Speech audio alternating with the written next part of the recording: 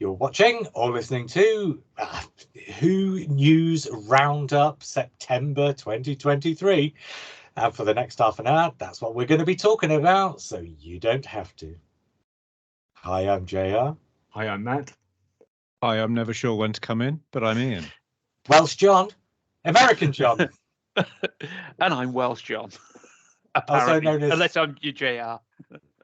But you're Welsh Ian. Oh, whatever. Yeah. This is the trouble when you press record when you're halfway through a conversation about something. September's news, there is none. Well, apart from the trailer. So, I mean, is the trailer classified as news? Yeah. That's promotion. It's promotion. It's not news. The BBC issued a press release. It's news. Oh, yes, but it doesn't have to be news to have a press release, right? Anyway, there's a trailer. I'm not just talking about the trailer, for God's sake. Come on. Yeah, I mean, the risk is if you discount the trailer on technical grounds, then we've got absolutely nothing to talk about. It's a very short episode, yeah. And also, I mean, a trailer is 2 minutes long, so how are we going to wring half an hour out of that? And that is why I'm prevaricating at the start of this episode. Of course, of course we can. Have you not listened to any of these episodes? I mean, before we recorded last night's podcast, JR and I spoke for about 10 minutes about basically previewing our preview of the trailer today. We did. I might put that on as an Easter egg at the end of this, because I'm sure the Skype recorder will have recorded it. Who knows? So that might be on the audio version if I can find it. I don't think I've deleted it yet. So we all watched the trailer, I take it. I've only seen it once, so I'm going to leave most of the conversation to you guys. John, you were in Swansea at Regenerations. So how did you see it is the question.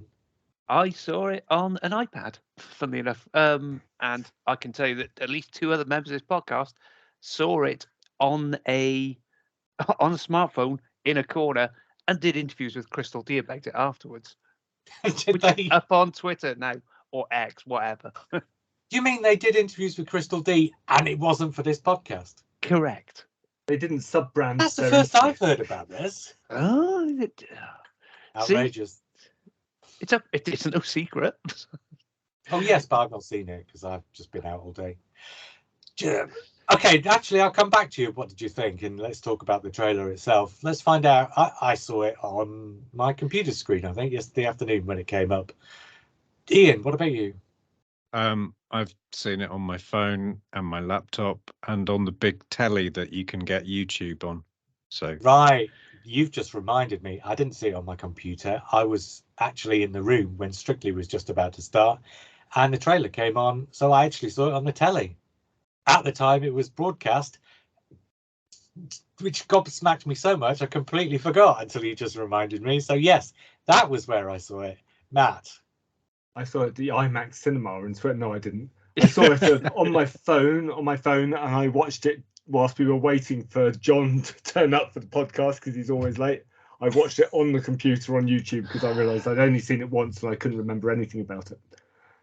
Yeah, I probably should have watched it again, but I just couldn't bring myself to. Spoilers. So, John, what did you think of it? I mean, the question is not so much what did you think of the trailer. Well, I mean, I'm trying to give a bit of context to the conversation because that's how I like to do things. The question is not so much what do you think about the trailer, but what do you think about what the trailer says about what we're going to get and all this kind of stuff. Because if you just say, oh, it was a nice trailer, it was quite fast moving, that's a pretty dull conversation. Give me what you're thinking. Give me what you're feeling. What the trailer says is it's RTD as pretty much as what RTD does, but with the Disney dollar on the screen. It looks almost cinematic. Well, certainly Disney series at least in scale. Yeah. And I mean it's there. It's RTD. It's script source position side. You can hook moments out there. And and make a thrilling trailer out of them, and hold stuff back. I think there's plenty of stuff being held back there. Yeah, there must be. Yeah, you've got to think there's going to be because they keep saying, "Oh, there's going to be surprises and things like that," and then they do weird things. We've still hardly seen anything of that second episode. There's very little from that in there. But there was a bit for the first time. The first time we actually saw some of that. So one episode is the Beep the Meep. Yeah. One episode is whoever the mysterious character Neil Patrick Harris is playing. Who The knows? Giggle. Oh yeah. That's the third Who one, knows yeah. who that could possibly That's be? the Giggle. And the middle one is basically the dented wall where Catherine Tate says we'll kick its ass. And possibly humans being taken over on Earth, or is that going to be Beat the Meat? That's, I think, the Giggle, I surely. I think that's the Giggle. Yeah. Yeah. So Pretty the Giggle's the one with the spoil. Am I allowed to spoil? Go off piece. That's the BBC have released the The information. BBC have announced it. It's not a spoiler. No, so I'm thinking about the weird kind of tractator like Oh, the Wraith sort of Warriors. shelled Yeah. things that absorb people. Are they the Wraiths then? No, the Wraiths are the sort of slightly humanoid ones are coming for Yeah, Beat the slightly Meat. annoyed, quite big. So what I'm thinking of is the set photographs that look rubbish that we assume are going to be CGI'd over of humans basically standing within kind of alien, weird snail-like aliens. Is that not from the series from Ncuti Gatwa? I think this was around the time that they were filming with David Tennant. But it Oh, might okay. be Ncuti Gatwa. It might be Ncuti Gatwa. There's nothing of this Anyway. in the trailer, though. No, as you were. So let's talk about the trailer and what that says, shall we? Okay. Matt, did you enjoy the trailer? Yeah, well, enjoy it. Like John, I think it was really interesting to see basically Russell T Davies with anamorphic lenses and seeing the London skyline and comparing it with Rose and the Russell T Davies London skylines and the sort of expanse of that. Seeing the flashback to, was it End of Time or whenever it was? Journey's End, probably. Journey's End, and wondering how they're going to get away with the flashback to something that looks so flat now in comparison to what a lot of the trailer looks like. I mean, it does look really good. I mean, that's what the trailer said to me. The trailer didn't say anything new to me about storylines or what we might expect. It suggests a nostalgic tone. But really what stood out is this looks pretty good. In fact, slightly better, I would say, than the Star Wars series that we're getting. Oh, wow. Which they always seem to be like proscenium march kind of with the volume and all on sort of big round sets so that they can be surrounded by this stuff. And I didn't get that sense from this trailer. This trailer felt like it was actually in locations and had a city around them. So I kind of got excited by that. That's probably because the entire thing, all 3 episodes, set on modern day Earth, right? Well, I mean, that's what it looked like. About the second one. Yeah. Yeah, no, exactly. I'm not convinced by the toy maker and how he's this great returning villain. Let's have that as a conversation. That everybody's going to be shocked by, because I don't think the toy maker is that big a villain in the original series of Doctor Who, and he's not that notorious. No, we'll come back to that, Matt, because that's a conversation in itself. But Ian, your opinion? So my opinion was the trailer was it looked expensive, it looked well paced, it looked like the overwhelming sense of fun is back. But at the same time, at the back of my head, I was thinking that is the base you can expect from a trailer like this. And there's enough scope, I think, for us to all cling to our theories about, there might be a different Doctor in each episode, and this has just been really carefully constructed to look very Tennant-y. But yeah, it was fun. Yeah, that would be nice, but I don't really see it. Who's had that idea? I didn't realize that was something that had even been floated. There's been quite a few people that have suggested, you might get one of Tennant, and you can see narratively already from the little clips in the trailer, Donna's gonna probably come close to death's door again. The Doctor's gonna maybe save her with some Regenergy. and maybe he'll turn into a different former Doctor for the next one, and a third one for the final one, and then Shooty. So there's a world of possibility. So as much as it looks like we've been shown, we're going right back to what you know and some of you loved. It could be something very different. I mean, this is why I was trying to identify the 3 episodes from the trailer. Yeah. To see, because obviously Catherine Tate's in all 3. Tennant's in 2 or 3. Did we see Tennant in the Beat the Meep episode? Have we seen Tennant and Beat the Meep? That's I think the we first have. one, so it has to be that one. Yeah. So Tennant's in all 3. Catherine Tate's in all 3. So I'm not quite sure how much wriggle room there is. But what clips did we see from episode 2? The dented wall thing, and the kick its ass thing. Surely that was right. I think Tennant in the spaceship type thing as well. So that's Tennant and Tate in 1 and 2, and Tennant and Tate are against the Toymaker, so that's Tennant and Tate in 1, 2, and 3. I don't see Were them there putting any a trailer shots up for a mass audience Hang on, and not putting hang on. Tennant in a major in all 3. Yeah, That's not how it's going to happen. This is a good point John's made. They've promised us Tennant and Tate are coming back for 3 episodes. Tennant and Tate are, as far as the general public's concerned, the most popular Doctor and companion sort of duo since the series revival in 2005. They're not going to promise that and then pull the rug away at the end of the first episode and say, "Yeah, we were only kidding. They're only back for 60 minutes." And here's Colin Baker. Yeah, it's not going to happen. Oh, so, we'll be grateful for small mercies. Go on, defend. I wasn't. It's not a question of defending it. I was just going to say, were there any shots of the Toymaker in the same, shot as Tennant and Tate? Because it seemed to be cutaways, and it didn't seem to be like bolted on that they were 100% up against him. But then he could be, you wouldn't expect that, because go back to, for instance, the end of series 3, where you've got Last of the Time Lords and Sound of Drums. The trailer for Sound of Drums wouldn't have had Tennant and John Sim in the same shot, because they don't come together until the end of the episode. Kind of the point of the giggle is that the Toymaker and David Tennant will be entirely separated for at least the first sort of 40 minutes of it.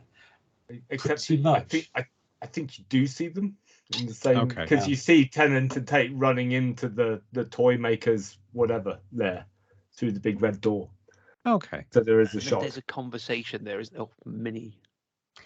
To your point. I'll tell you what they ought to do. They ought to do what they were going to do in 1966. Make Tennant invisible, bring back Shooty Gatwa after he's not. Toymaker's done it. Yeah, that. I mean, that's not far off what you'd imagine they're going to do. You'd imagine that this weird Tennant 14th Doctor is a Toymaker thing. So maybe Russell T Davies is riffing off this kind of notion that Celestial Toymaker could have been the first regeneration episode. I thought that at first, but I'm not so sure now, because basically Russell T Davies has said, and this is my feeling on the whole thing, is I was really excited when I found out David Tennant was coming back, because I thought they've never done that before. That's a really interesting concept. Let's see why they've come up with that concept. And then Russell T Davies says, "Oh yeah, me and David and Catherine were all talking, and we all said how much fun we'd had and how much we'd like to have fun again." And I thought, oh, they've not done it for narrative reasons. They've not done it for philosophical reasons. They've not done it for any other reason than because it was fun the first time, so they're coming back. So everything that comes out of that is going to be because of that. So there's not going to be. Yes, but this is what both Stephen Moffat and Russell T Davies do. They take something fun and nice and they create a narrative situation around it. But yes, the impetus is Tennant wanted to come back, and then he will create a narrative situation around it. But the point I'm making is the narrative situation will be there to facilitate the return of the characters, not the other way around. What I'm saying is, I was excited that somebody had come up with an idea that was so strong.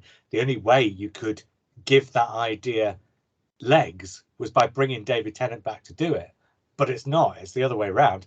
They want to bring David Tennant back, so they've got to come up with an excuse for him to be there. And to go back to what you were saying, I'm fine with that. I mean, that's how the War Doctor came about. I mean, there's No, that's not how the nothing War Doctor came about. Yeah, it is. Yeah, Stephen Moffat didn't come up with the idea of the War Doctor and decide to try and create a story out of it. The War Doctor was created out of necessity because Eccleston wouldn't come That's back. the difference. Necessity. This wasn't necessity. Well, This was desire. It is. This was a pub conversation that blew up. Yeah. Well, yes.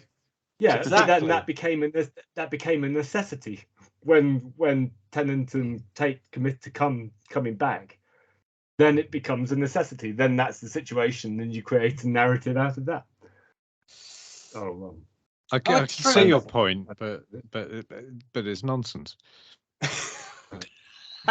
I think the point is, if you come up with a really strong, but Matt Smith might come back in that second episode. Let me dream. Let me dream. I think yes. To go back to Ian's point, there's room there for cameos. I guess. Yes, plenty. Probably not much more, but there's got to be room for cameos. Although, sort of the weird thing about that, for me, thinking about it, the weird thing about that is, you get Matt Smith back for a cameo, but Capaldi doesn't want to come back. Jodie Whittaker's pregnant, and Christopher Eccleston ain't coming back for Love Nor Money. So then the Matt Smith cameo sticks out like a sore thumb. It's not like in the Day of the Doctor, where you get Tennant back and make a story about Tennant. And so he's a full part of the story.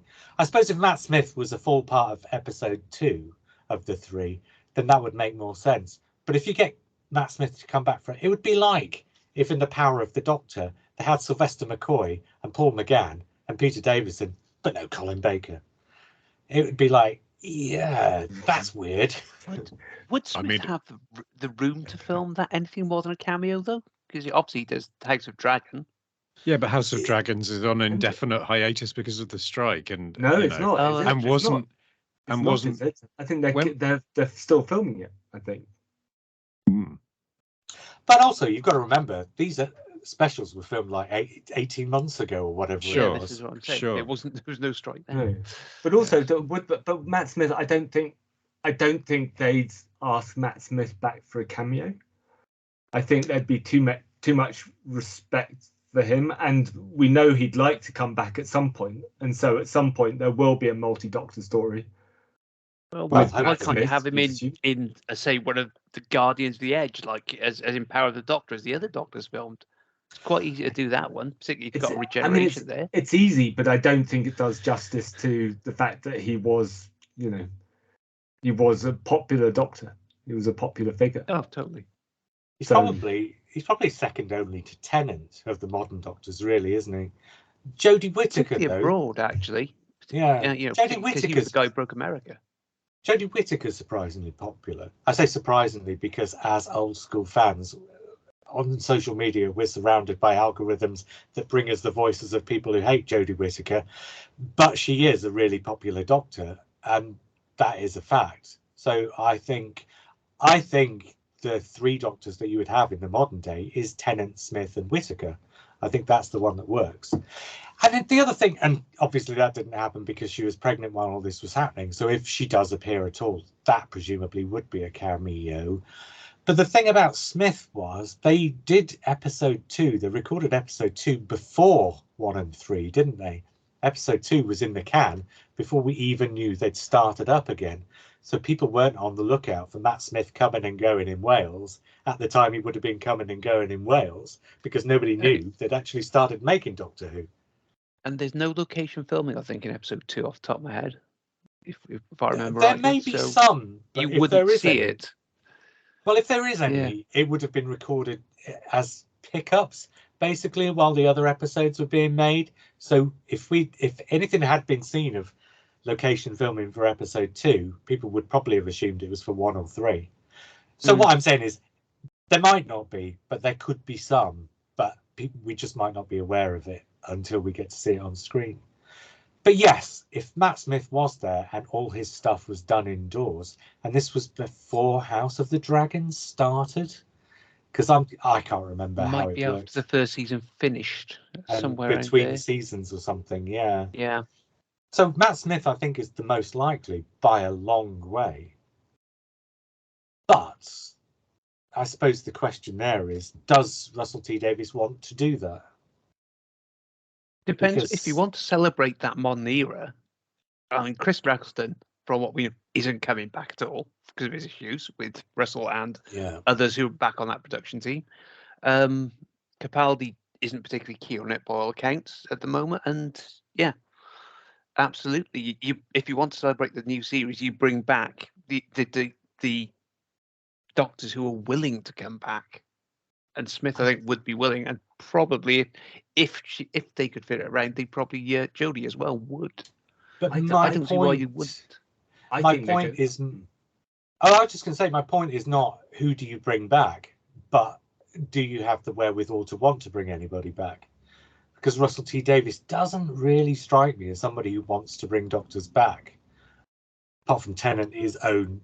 But that's not because he's bringing the Doctor back, but because they want to work together again. So he's not bringing him back for reasons to do with the program, the fiction of the program. He's bringing him back for reasons to do with the working environment.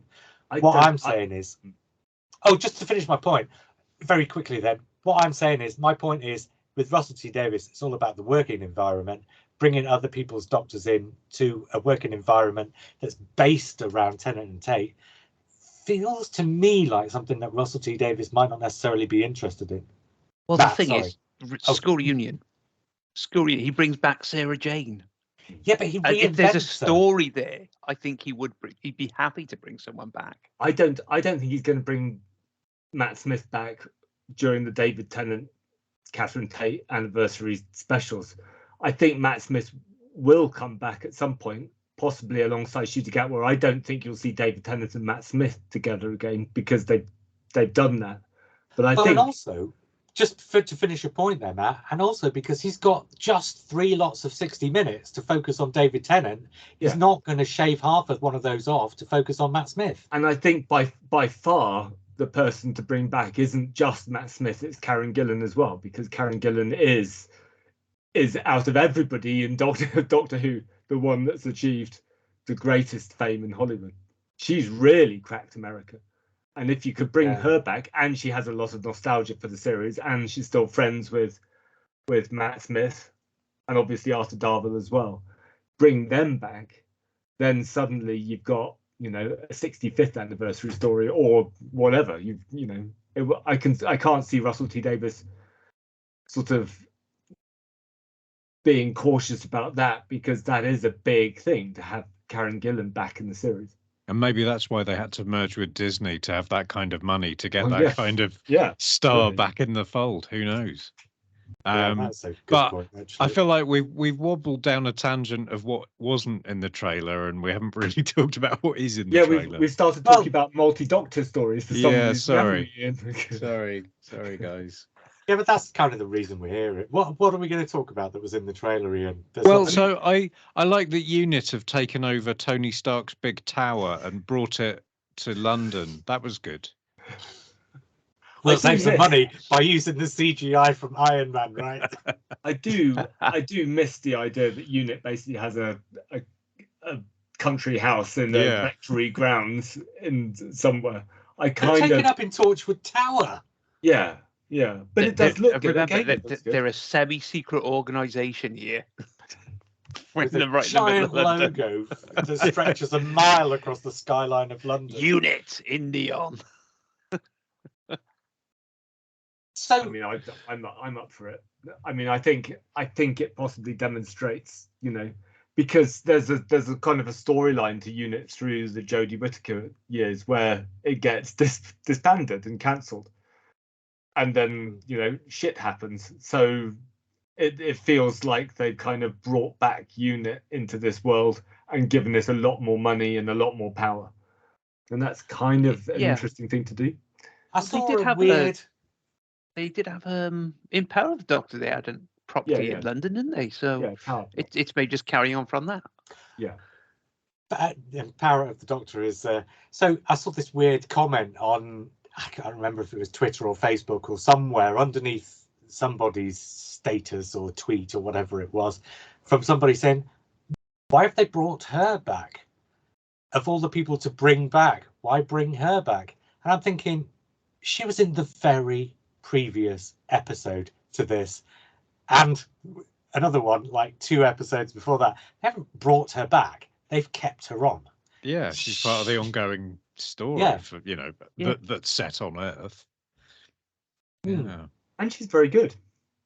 I mean, Gemma Yep. Redgrave, I quite like her as a character, as an actress. Yeah, Okay, she's. so, I didn't think that would be a controversial thing. I thought if John started slagging Elizabeth Sladen off again, I thought that would be Oh, controversial. don't get me started. I don't think Gemma Redgrave's the strongest of actors, but I think she shines when she's got the right material and the right cast around her. I think she's all about the chemistry between the words and the actors, and so I think it depends. I mean, it could work really well.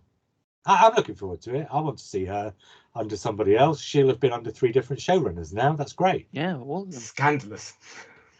Sorry. Dear, oh dear. I mean, to go back to my thoughts on the trailer, and this is what you and I mentioned last night, Matt, is it was very, very focused on Tennant and Tate.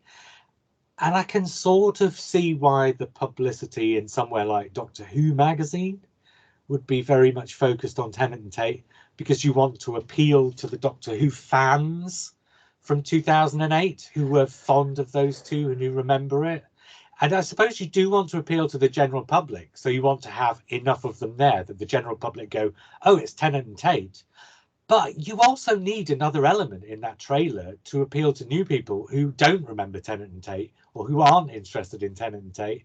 And it just felt like the entire 2 minutes there was nothing there for anybody other than Tennant and Tate fans. And my side of the argument was that I don't think in like the cultural sphere, Tennant stopped being the Doctor and then vanished. So I think Tennant has continued to be pretty well known and popular even amongst the kids. So I think he's a draw regardless of age. I don't think he's a draw just for sort of fans who are fans 15 years ago. I think he continues to be the draw, and the same with Catherine Tate as well. See, the way I go with it's being sold as the characters you love to spend time with. It's like Last of the Summer Wine. It's the same shit every week, but it's the character. You're watching it for the characters. If you're watching it, that's what it's all about. Yeah, it's kind of Last of the Summer Wine, but Last of the Summer Wine was phenomenally much more popular and with young it was pretty popular. Well, yeah, fair enough. And also, but that's it. But this is everybody in the trailer, with one exception, was over the age of 50. Everybody. I think I agreed that these specials feel like nostalgic Russell T Davies, like disinterring the past, which I'm kind of fine by, because what follows these specials at Christmas is a completely fresh series that obviously looks great because the trailer looks great. It's obviously going to have Russell T Davies-ness in it because he's writing a lot and he's showrunning, but it's got Ncuti Gatwa and a younger cast, and hopefully that's going to be fresher and it will start evolving into its own thing. I mean, it's whether you believe that Russell T Davies can be a showrunner in a different way to how he was back in 2005 to 2010, or whether you think he's just going to be grinding out the same stuff with the same writers. And I'm optimistic. I think he'll shift it up, because between then and now we've had Stephen Moffat, we've had Chris Chibnall. So the series has demonstrated the different characteristics, the different tones, the different styles it can go through. And I think one of the attractions for Russell T Davies now is to be able to take the series in a different direction, not go back to where he was back in 2005. I think that would be a bit dull for him. I think to be able to do different things with it. I think that's exactly what Russell T Davies screams out to me as the person who grabs hold of Doctor Who and takes it back to what he thinks it should be, which is exactly what it was 15 years ago. There's a fair possibility, but I'm keeping optimistic that with the new cast it will be different. And if it's not, then Doctor Who was phenomenally successful back then. So if I have to live through 3 or 4 years of Doctor Who being phenomenally successful but a little bit dull, I can do that. Yeah, for me, it was phenomenally successful, but by the end, extremely irritating. And I just see, my big fear with Russell T Davies is he makes it really irritating again. So I mean, I'm looking forward to it. And I think Less every day. What but you found irritating, the mass audience put in that top 5 of the TV week after week. I know, but then, and I didn't find it. But that's like Oasis, irritating. right? No, me neither. And actually, that kind of comfort of knowing you were going to get a Mark Gatiss episode, you were going to get a Stephen Moffat episode. There'll be a tentpole episode, a weird episode of the middle, but those aren't which the is things I found irritating. Well, what I found irritating was David Tennant doing a Sean Connery every time he had a word with an S in the middle of it. Well, and yeah, but you're girding not going, at the camera every time he had to show an emotion. You're not going to get that, are you? Because David Tennant isn't in it.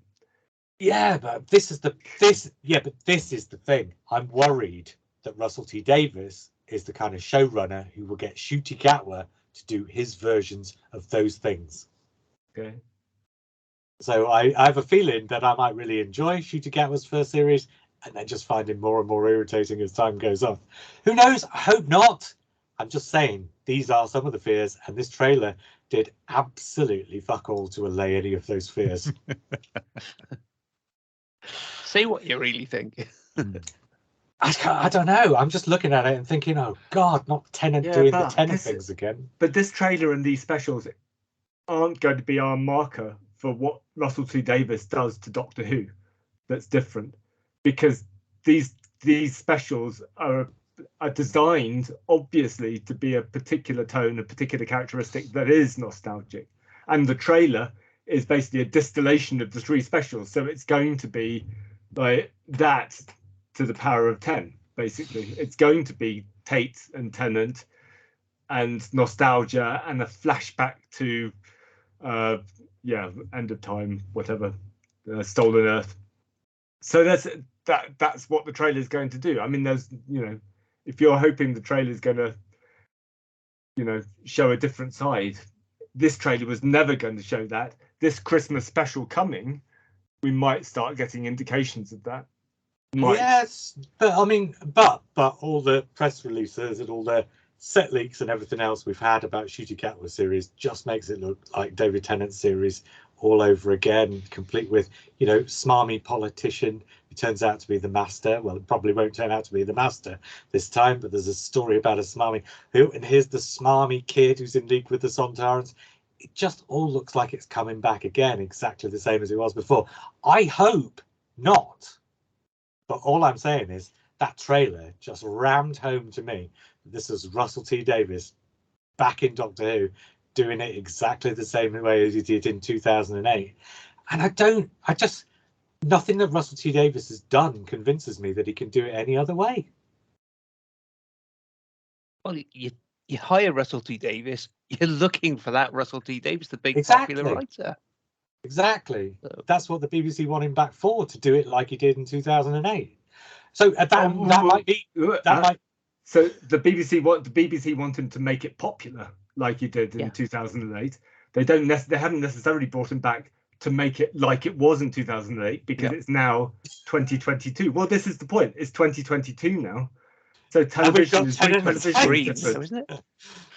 2023 now, so it's going to be different. But this is the point. They haven't brought him back just to bring back 2008. I think if it's different, it's going to be different because the directing will be different. The grammar of the editing will be slightly different. I don't think writers tend to change fundamentally over the course of 10, 15 years. No, I don't. So I think what he's doing is still going to be very much the same thing. I don't think the dialogue's going to be substantially different to how it was in 2008. But he's showrunner, so he's got certain amounts of say over tone and look, casting, style. And I think it looks a lot better, but I think you can underestimate how much the look of something is going to change the pace of it, the way it feels. And if it's got Russell T Davies dialogue, even if it's got Russell T Davies plots are fairly straightforward. They're not distinctive, groundbreaking plots. So it is all about the pacing, the look, the performances. And the performances, Russell T Davies won't have a lot of say in. That's the one thing Russell T Davies wouldn't do. He wouldn't be on set saying, could you actually act that in a different way? That's the one thing that he probably wouldn't do. Well, but he has a lot of say over the casting, and the casting is responsible for the performances. So he casts people who are going to give the performances that align with his vision. So far, the casting's looking good because Ncuti Gatwa's, Ncuti Gatwa is an interesting young actor.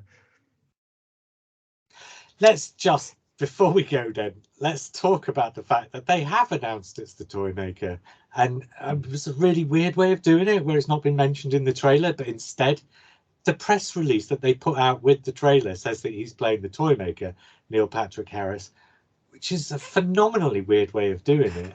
Now, Simon suggested that maybe, so Simon got in touch with me on Mastodon and said maybe the reason they've done that is because it's a reinvention of the character anyway. I mean, it's Russell T Davies.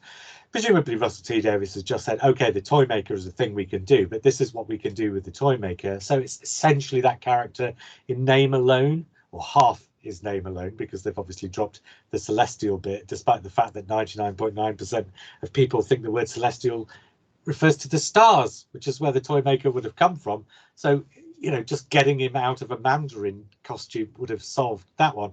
But anyway, they've got rid of the word Celestial. They've got the Toymaker back. They've announced him in a way that says, going back to what you were saying earlier, Matt, so who really cares that he's the Toymaker? But so my point really is, because the Toymaker wasn't a popular necessarily villain, right? He's not one that fans have been necessarily clamoring to see back, although there's a fair amount of that, partly because of the fact that he almost came back in the 1980s. So there is a little bit of mystique around the Toymaker that doesn't exist around a lot of other characters. But I think my point is, well, if you don't think he's worth announcing in the trailer, why announce him? Why not just let us find out when we get to the episodes? Because that was one of the great things about, for example, one of the great things I thought about the whole Melody Pond thing, the River Song reveal that she's River Song's daughter. One of the great things about that was I'd heard the rumor, and I spent the whole first half of that series, and very much so during the episode of Good Man Goes to War, thinking, is it right? Is the rumor right? Is it right? Is it right? Yes, it is right. And that was a really exciting moment. So the press release saying, "Oh, Neil Patrick Harris is playing the Toymaker." So I think the twist in this. So there's one group of people, namely us, who who has known he's the Toymaker ever since we've seen the set photographs. So it's obviously the Toymaker. I don't think the trailer seems to be making his identity a mystery. But I don't think that's the point. I think the point is there's this kind of weird, sort of omnipotent character. The name of this character won't matter to casual viewers. So the press release, whether they call him the Toymaker or not, isn't important. What's the real twist is who is he, in the sense of what does he do, where does he come from, and when did the Doctor see him before? And that's not released in the press release. Is still a mysterious character from the Doctor's past, whether he's got a name or not, I think. So my point is, why put that in the press release? Well, why not? I mean, because it's not the twist, it's the character's name. But it is a twist, because the character's name is a character that does have a certain amount of mystique, and that we do recognise. So it is a twist. Not for the casual viewer. I think the casual viewer. But the press release isn't for the casual viewer. That's the entire point. So I don't think the name is the reveal of the twist. That's my point. I think the idea is what the character does is the reveal of the twist. So leave the name out of the press release until we get to the episode. Okay. I mean, because I would be happily going along thinking maybe it's the Rani, maybe it's Susan. But now that they've confirmed it's the Toymaker, the magic's been punctured. And you're not the first person to say that in the last 24 hours, Ian. Several people. But they're on my idiots. timeline. I don't was think they're joking in my idiots. defence. If the magic has been punctured. But I don't think they're idiots. We didn't have it confirmed it was a toy maker. We all believed it was, but we were all waiting for the episode to have that confirmed. Just like I was with Melody Pond in A Good Man Goes to War. I went in the episode basically knowing what it was going to turn out to be, but it was still a thrill when we got to that moment. That moment now is not going to be a thrill. Isn't it? You haven't seen the episode yet, so the moment is not going to be the moment of reveal is not going to be a thrill for the reveal. Just remember Utopia. We had all heard that Derek Jacobi was playing the Master, and yet Utopia was the most exciting episode because we weren't quite sure. If we'd have been told in a press release beforehand, is going to have that thrill. It's not going to be No. that thrilling. It's what the toy maker does, which is exciting. I don't think the toy maker. So is why tell us in the press release? Because it's not designed to be a twist. no, It because is you can designed then to be a get twist, otherwise he'd have made up a new character. The you can question get is, what- speculation in there. Then you can get fans speculate on what the toy maker's up to. and I think you're That's missing the already point. It moves the speculated. focus. The point It is goes- That why. speculation was already happening. The point isn't why was his name revealed in the press release. It's why wasn't it revealed in the trailer? And it's presumably because there isn't a bit in the series necessarily where the Doctor goes, "My God, it's the toy maker," or there may be, but that's Probably not. will. I'd assume there gonna is say, at some point. Yeah. But it just doesn't fit in the trailer. Yeah. So- It's because the trailer is for a mass audience, and the mass audience, as we said, doesn't give a shit about Well, the no, toy The but real, here's maker. the the thing, real John. interesting thing, The the toy maker isn't going to be a massive. The toy audience maker gives a isn't gonna shit be a massive if you twist. make them give a shit by making the reveal something that means something to the Doctor. If you care Yeah, about which you're and still- which empathise you're with still going to the get. Doctor. No, Yeah, you're not. Maybe they want. Yeah, You you maybe are. need that context but of you how it didn't. comes about. In the trailer, Matt, we're talking about in the trailer. John said you don't put Yeah. it in the trailer because it doesn't mean anything. And I say it does mean something in the trailer if it's clear to the people watching the trailer that it means something to the Doctor, the character they care about. Otherwise, no trailer would mean anything to anybody because the They entire do that point in of the the trailer trailer, is though. you care about this character. These things are going to happen to this character. And the whole point is, how does this character feel about these things? And how, therefore, do you empathize with this character? And if you put the toy maker there and make the Doctor go, oh my God, like with Rassilon in The End of Time, then that's a trailer Yes. moment where it means Well, something. It's in the trailer. You go, now he's starting to recognise me, or something to paraphrase in there.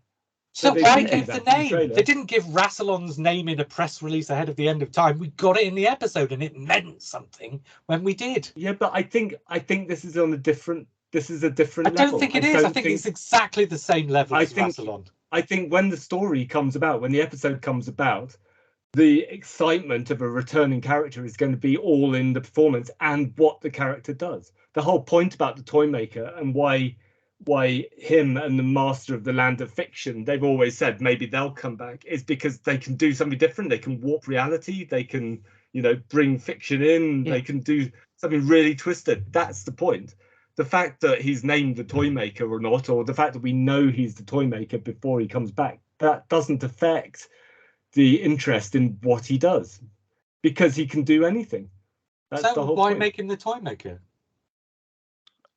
Well, I Why guess we'll not? find out in Why- what 6, 7, 2 months. Why Well, call them and macro? in that case, Why if call they them made mac- him the toy maker for a reason, why put it in the press release? Why not just wait? we knew that the macro were coming back in Gridlock for the same reason, because the macro weren't that. The No, macro we were didn't. We like. found out on screen in the No, we didn't. episode. Hang on, Ian, I think is desperate to say something. Sorry. So what occurs to me, is there an argument for suggesting that maybe because the press release is just going to UK media, they can mention the toy maker, but Disney, who are going to be showing that trailer presumably all around the world, where most people really don't know who the toy maker is, maybe they didn't include it in the trailer to give it globality, which is a word But I've it just wouldn't made make up. any difference if they had, would it? Because here's the point. The word toy maker has a resonance in and of itself, regardless of the character. If the Doctor had said, oh my God, it's the toy maker, then an audience who has no idea who the toy maker is thinks, A, why is the Doctor scared of somebody called the toy maker? And therefore, what does the word toy maker mean if it's something to be scared of? I think that's the thing you would want to put in a trailer. No, because then loads of people all around the world will suddenly start looking up the Celestial Toymaker story, watching They it, have and Disney will anyway. have paid millions of pounds for a show that no one gives a shit about anymore. But I that think- happens when you put it in the press release, because I that's think still there are escaped all different- over social media. I think, quite frankly, there are different levels of twists that they try to keep secret. The Return of the Master was quite high on the level of twists. I'm trying to think of others. The John Sim being in the Capaldi episode, that was quite high on the level of twists. Everything, John They Hurt put that in the trailer. John Hurt turning up at the end of Name of the Doctor. yeah, everything Chibnall did for some reason was a potential twist. But the Toymaker's apart from identity, Tegan and I think, Ace, is along. so that's is not along quite the- true, is it? Is a sort of the Toymaker's identity is in a sort of second or third tier of Like twists. Rassilon in The End of Time. No, No. like the Macro in Gridlock. They Yeah, didn't it's say just who the like- backer were. We found out on they screen. did. No, we didn't. Russell T sure? Davis announced that the Macro were coming back I don't remember. before I in don't remember. DWM. I'm pretty sure because they had such a minor, inconsequential role in that story. Yeah, I had a Really? feeling it was in the DWM afterwards when he was talking about why he brought them, but that was a long time ago, so who knows. But Rassilon definitely was you find out on screen. And I think this is about on a level with that. And the point to me is not, why do you not put it in the trailer then? The point to me is, why do you put it in the press release? I just think it's a really odd thing to do, to put it in the press release. If you're not putting it in the trailer, leave it till we see the episode. I mean, in some ways, it builds up more mystery by putting it in the press release, because the casual viewer, if they see it in the newspaper, think, "Oh, he has got a name. I wonder what that means." Maybe they'll look him up on Wikipedia. Well, no, because if they see it in the which- newspaper, presumably it'll say this is from a story in 1966. Yeah. It was terrible. I don't know. Well, Maybe it's a bluff. Maybe they put it in the press release so we'll stop wondering about it.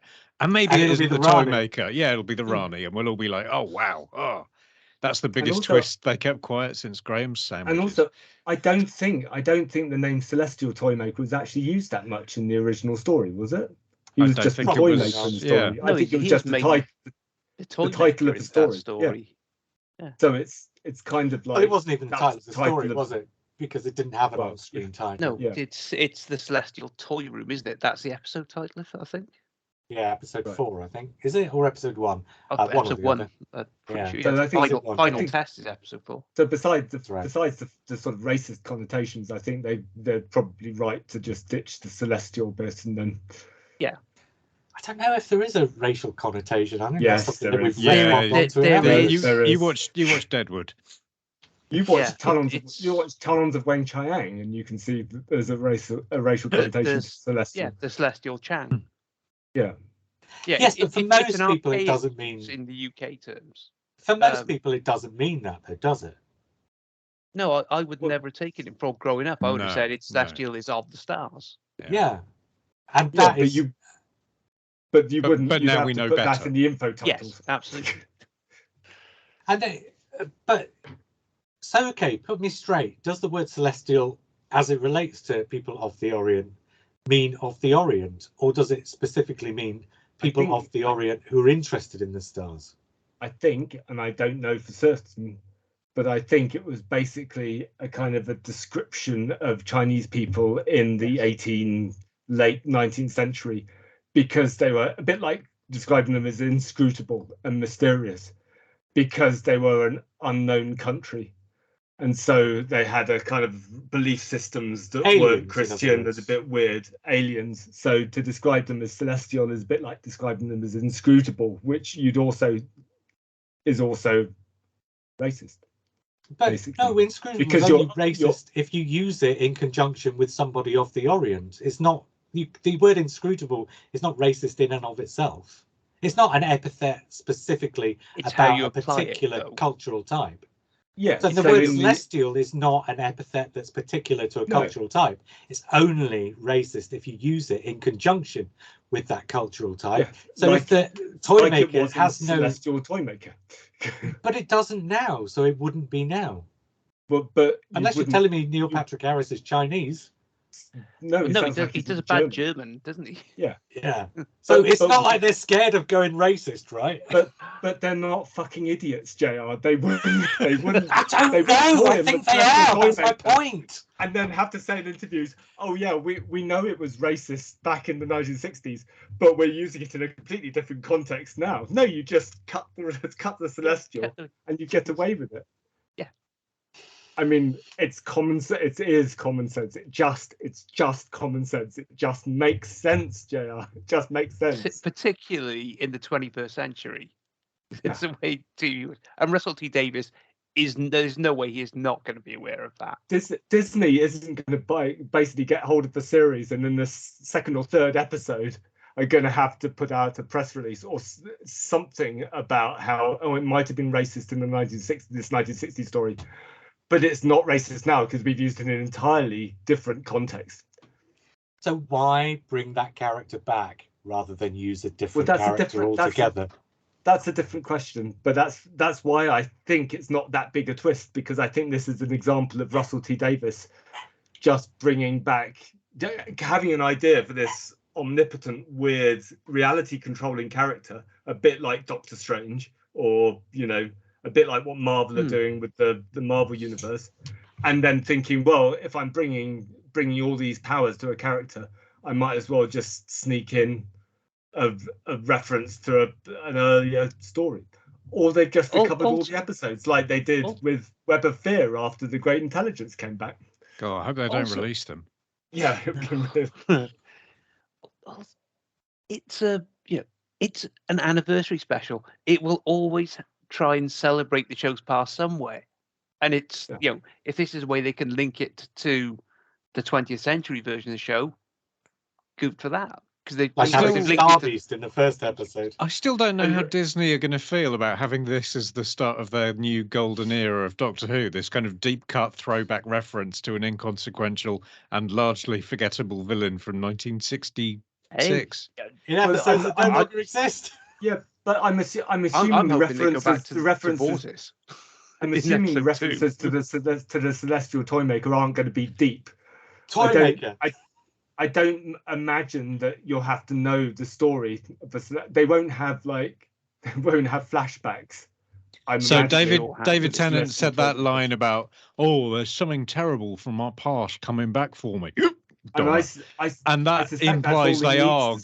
Well, let's hope that is. Otherwise, it becomes bogged down in all kinds of. I met him long ago. He can do anything. He can twist reality. Yeah. Let's get on with the story. Is how it's going to be. But we know Russell T Davies. Basically, it's a Russell T Davies thing to bring back something different from Doctor Who's past each season, pretty much.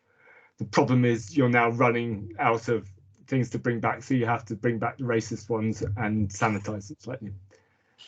And cartoon characters and things. Yeah. That's quite nice, actually. That I'm more excited about because I'm here for Beep. Yeah, to use the magazine as source material for stories, that's quite exciting. I wonder if let's finish on this note. I wonder if there will be an equivalent in the middle story, because we've got the Toymaker in the third, we've got Beep the Meep in the first, so that's the 80s and the 60s covered, right? So going by that logic, it's possible that the 70s will be sort of covered by something that the middle episode revolves around. I don't think that necessarily be the case, but in my head that sort of adds up as a kind of logic, because you could be celebrating the 90s, bring back Eric Roberts. But I think it feels like a slightly odd decision. If Russell T Davies is coming back to Doctor Who after 15 years, it does feel ever so slightly weird that the very first episode back is an adaptation of somebody else's work rather than a Russell T Davies original. That is something that is slightly odd. But this is the guy who came back in 2005, brought Doctor Who back in 2005 with something that was kind of essentially an adaptation of Spearhead from Space in the first place. So he has previous when it comes to that. And so going back to what I was saying before, I think the logic to me then is if he's doing that in the first episode and the third episode, and it's the anniversary, and the whole point is David Tennant's the focus. I think the way you do the middle episode is by doing the same thing, so that David Tennant can remain the focus. There's something interesting in that middle. There has to be something interesting. It's not just going to be a spaceship run around with nothing in it. Well, you know what it's going to be, don't you? It's going to be something interesting. It's going to be Magnus fucking Greel. There we go. Oh, so you're saying this is the racist trilogy coming up? If Beat the Meep isn't sort of an analogue for sort of racism, I don't know what Beat the Meep is, frankly. Beat the Meep is genocidal. He wants to kill everyone. Yes, but the whole point of Beat the Meep is kind of an analogue for that. So the bad ones come in by the front door by pretending to be the good ones, right? I'm nostalgic for when you said we're never going to get 30 minutes out of this trailer. I think much thought has occurred. Well, here we are. So we're nearly up to an hour. I do think we ought to knock it on the head because I've got to get up in a few hours and go to work. So, okay, then I'm going to put you on the spot. Something from the 70s that you'd like to see. Not necessarily a prediction, but just dredge something up from the back of your head that you'd like to see in the middle episode. That could potentially be in the middle episode, I suppose. I'm going to go for Mandragora. And Russell T Davies does have a tiny bit of previous with Mandragora because Gary Russell wrote a Mandragora book while he was working for Russell T Davies. So Mandragora, that's mine. Yeah, one of the not New Adventures, but whatever they were called, the 10th Doctor Adventures. The new series things, is it? Yeah. I have to remember that. I have to go back. Oh yeah, no, it was all right actually. I read it. It was okay. Yeah. I remember the Mark of Mandragora. Yeah, I know there was I can't remember what it was called, but it was Gary Russell one, and I think, if I'm not wrong, it came out in the specials year 2009. That's my memory anyway. It's rough. I think so. I have to go back. I can't remember. I've read too many of them. Right, we've given Ian and Matt time to think. So Ian, something from the 70s you'd like to see back. Say the Kralls. I'm giving you that one. I was going to say Miss Hawthorne. Hey, that'll do. Matt, I think the Wirren. He's stolen your thunder there. You're allowed to talk about the demons now. The Wirren is the genuine contender. It's his favourite story. There's an episode set on a spaceship with a dent in the wall, and with Disney money, you could actually do the Wirren, pretty effectively. Yeah. Or the Pescatons. Yeah, Pescatons. Pescatons is actually a brilliant idea because that fits totally with having something from the comic and tying in different media. Oh, go on then, John. Have you got a guess? Scaroth or the Taran Wood Beast. Well, Scaroth. Yeah. Scaroth's dead, isn't he? Yeah, but the Jaggeroth is still around. You did say Scaroth though, not the Jaggeroth. Okay, the Jaggeroth. There you go. Right. On that note, I was JR. I was Matt. I was Ian. And I was John. And we will speak again soon.